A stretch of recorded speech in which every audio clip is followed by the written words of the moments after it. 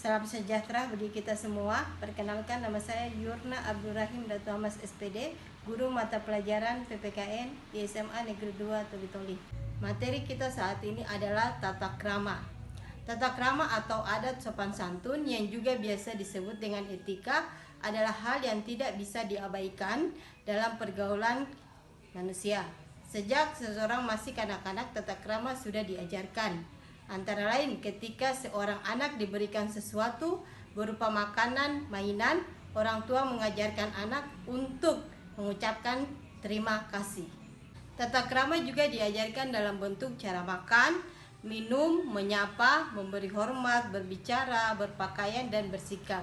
Tata krama adalah kebiasaan sopan santun yang disepakati dalam lingkungan pergaulan antar manusia setempat. Tata berarti adat, aturan, norma.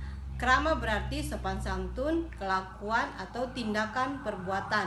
Tata krama berarti adat sopan santun, kebiasaan sopan santun. Ruang lingkup tata krama ada 3: tata krama berbicara, tata krama pergaulan, tata krama penampilan. Sopan santun dalam berbicara erat kaitannya dengan siapa yang diajak berbicara, kalimat yang digunakan, di mana pembicaraan itu dilakukan, tata cara berbicara. Secara umum, perlu diingat dalam berbicara dengan seseorang perlu menghindari sikap berikut: 1. Memotong pembicaraan orang. 2. Memborong pembicaraan orang. 3. Berbicara tanpa melihat siapa lawan bicara. 4. Berbicara kepanjangan tanpa arah. 5. Acuh tak acuh terhadap pembicaraan teman bicara. Tata krama pergaulan. Orang yang dapat menyesuaikan diri dalam pergaulan adalah orang yang dapat menyesuaikan diri dengan tata krama yang berlaku dalam etika pergaulan antar manusia. Perlu diperhatikan hal-hal sebagai berikut: siapa yang dihadapi, di mana pergaulan itu berlangsung, bagaimana cara bersikap. Tata krama berpenampilan. Kesan pertama bila kita bertemu dengan seseorang ialah melihat penampilan. Penampilan yang selaras dengan tata krama adalah penampilan yang sesuai dengan etika. Perlu diperhatikan beberapa hal, yaitu kesadaran, rapi, pantas atau bersahaja. Kemudian cara berpakaian disesuaikan dengan waktu dan tempat. Penerapan tata krama di berbagai lingkungan kehidupan. Penerapan tata krama di lingkungan rumah, penerapan tata krama di lingkungan sekolah, penerapan tata krama di lingkungan masyarakat. Tata krama di sekolah, ada beberapa hal yang perlu diperhatikan: tata krama bergaul dan tata krama bergaul dengan guru dan tata usaha. Guru dan tata usaha adalah orang dewasa, baik dewasa umur maupun pemikiran. Oleh karena itu, para siswa harus memperhatikan sopan santun dalam berbicara.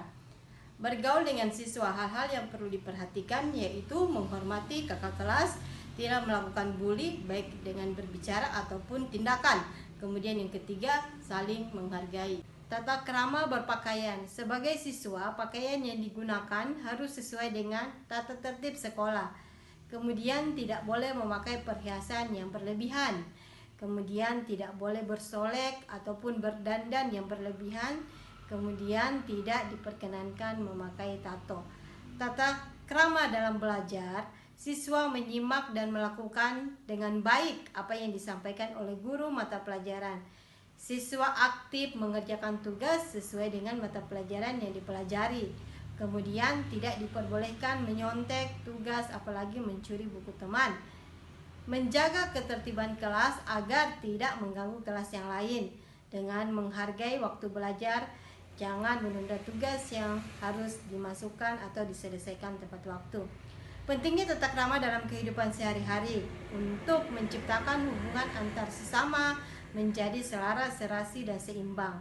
Merupakan perwujudan manusia yang bermartabat dan berbudi pekerti luhur. Baiklah, kita masuk pada evaluasi. Jawablah beberapa pertanyaan berikut ini. Apakah Anda perlu mempelajari tata krama? Jelaskan jawaban Anda. 1.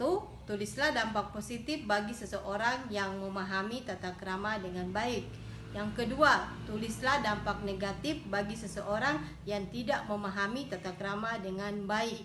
Demikian yang dapat saya sampaikan, semoga bermanfaat. Wassalamualaikum warahmatullahi wabarakatuh.